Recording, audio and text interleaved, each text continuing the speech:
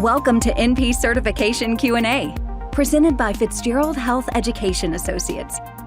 This podcast is for NP students studying to pass their NP certification exam. Getting to the correct test answers means breaking down the exam questions themselves. Leading NP expert Dr. Margaret Fitzgerald shares her knowledge and experience to help you dissect the anatomy of a test question, so you can better understand how to arrive at the correct test answer. So if you're ready, let's jump right in. A 60-year-old man presents with a chief complaint of a 6-month history of increasing fatigue despite adequate rest and sleep. He denies chest pain or difficulty breathing and reports he's a non-smoker. Concurrent history includes a 25-year history of alcohol use disorder with daily intake of 5, 7, occasionally more, 1.5-ounce shots of whiskey, and chronic poor nutrition, stating, quote, "I eat chips a lot. I really can't afford to go out to eat, and I don't have the time to make a meal." He's currently employed as a warehouse worker, stating, quote, "I get to work every day. I don't think the booze is really a problem," close quote. On physical exam, you note mild pharyngeal redness without exudate, conjunctival pallor, and epigastric tenderness. The following lab results are reported. Hemoglobin is 9 grams. Normal is 14 to 16. Hematocrit 28.5%. Normal 42 to 48%. RBC 3.4 million. Normal 4.7 to 6.1 million. MCV 108. Normal 81 to 96. MCHC 33.2, normal 31 to 37, RDW 18.4%, normal 11 to 15%. These findings are most likely caused by A, iron deficiency anemia, B, vitamin B12 deficiency anemia, C, folic acid deficiency anemia, E, anemia of chronic disease. The correct answer is C, folic acid deficiency anemia. Where do we start? First, determine what kind of question this is. And given that we're provided with lab results to interpret on a person with a fairly complicated health history, this is an assessment question. And of course, what it implies is there's the need for additional laboratory testing. Some background information. The process of red blood cell production takes a number of factors, including adequate amounts of iron, vitamin B12, folic acid, and a number of other trace micronutrients. When any of these are deficient, anemia can ensue.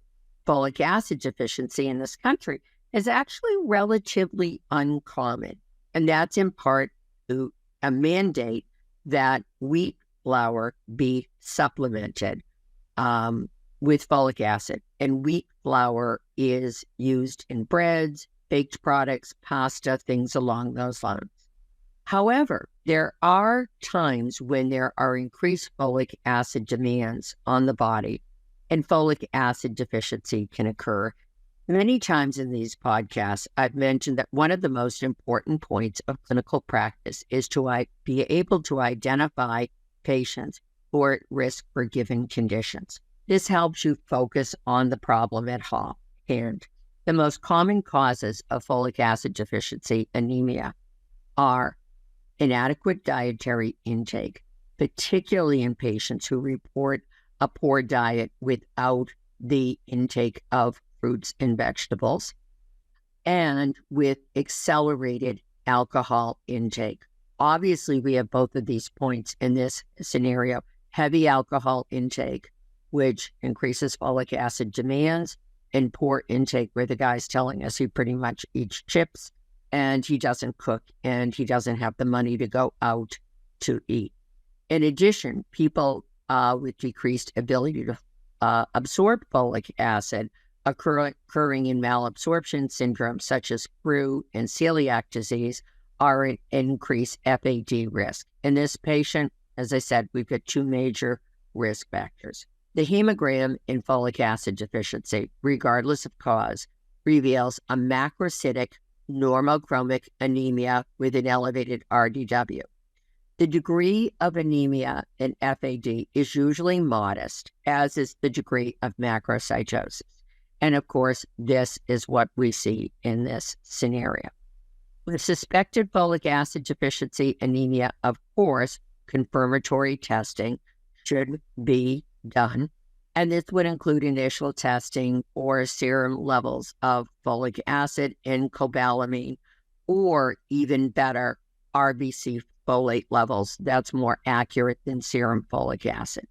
Cobalamin, of course, is another term for vitamin B12. Deficiency in either of these vitamins can result in a macrocytic normochromic anemia with an elevated RDW. Given that vitamin B12 deficiency can, as I just mentioned, can also cause macrocytosis with anemia, you might ask why this is not the preferred potential diagnosis in this scenario. There are a few reasons. One is the heavy alcohol intake. The other is the admittedly poor diet. And last but certainly not least is that vitamin B12 deficiency in the form of pernicious anemia is most often found in older women. This is an autoimmune condition, and there's invariably a neurological complaint to go along with it, like change in mentation, numb hands, numb feet, and to boot with vitamin B12 deficiency, the degree of macrocytosis is quite a bit greater than that seen in folic acid deficiency.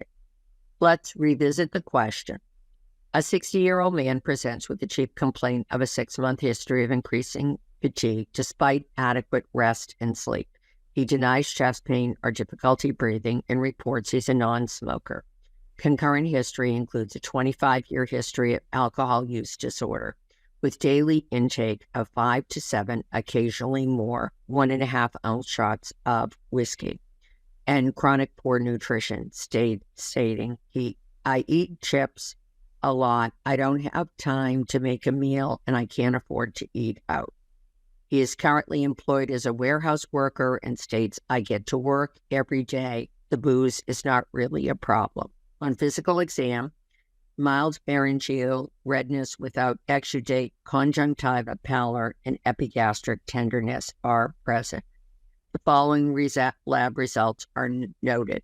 Hemoglobin decreased to 9, hematocrit at 28.5%, RBC total reduced to 3.4 million, MCV 108, so mildly macrocytic, MCHC normal at 33.2, because iron deficiency has nothing to do with this, RDW elevated at 18.4%, telling us the new cells are even more macrocytic than the old cells. These findings are most likely caused by A, iron deficiency. This is, of course, incorrect. Iron deficiency will present as a microcytic hypochromic anemia with an elevated RDW. In addition, chronic low-volume blood loss is the most common reason for IDA in the adult population, and we're not given any information about that in this clinical scenario. I know, I hear the yeah buts now. Oh, yeah, but alcohol abuse disorder is a risk factor for erosive gastritis, and that could cause chronic low-volume blood loss. I'm with you on that one. But if that were true, we would have a microcytic hypochromic anemia with an elevated RDW. Option B, vitamin B12 deficiency. Again, this is incorrect. As was mentioned, this is the most common patient population to develop this type of vitamin deficiency, usually in the form of pernicious anemia, is an older woman. And as I mentioned, usually the degree of anemia is far more severe than we see with folic acid deficiency, with presenting hemoglobins in the low range of 7 to 8, with neurological complaint like numb hands, numb feet, and as I mentioned earlier, the degree of macrocytosis is quite a bit more with B12 deficiency. I've seen MCVs as high as 130 in people presenting with pernicious anemia.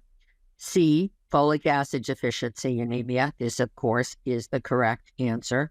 And just to reinforce it one more time, he has two major risk factors for this: poor nutrition and heavy alcohol use. D, anemia of chronic disease. With anemia of chronic disease, this presents as a normocytic, normochromic anemia with a normal limit RDW. Invariably, if you were being presented with a question where the correct answer was anemia of chronic disease, the reason for the anemia of chronic disease would be mentioned in the question. This could include something like rheumatoid arthritis, systemic lupus, any type of chronic infection, because anemia of chronic disease is most often triggered by chronic systemic inflammation. Key takeaway, as I've said many times, take a look at the patient case scenario and identify what clinical conditions the person is most likely for developing. This will help focus your diagnostic process, which will lead to both clinical and NP board success. Thank you for listening to NP Certification Q&A, presented by Fitzgerald Health Education Associates. Please rate, review, and subscribe to this podcast. And for more NP resources, visit FHEA.com.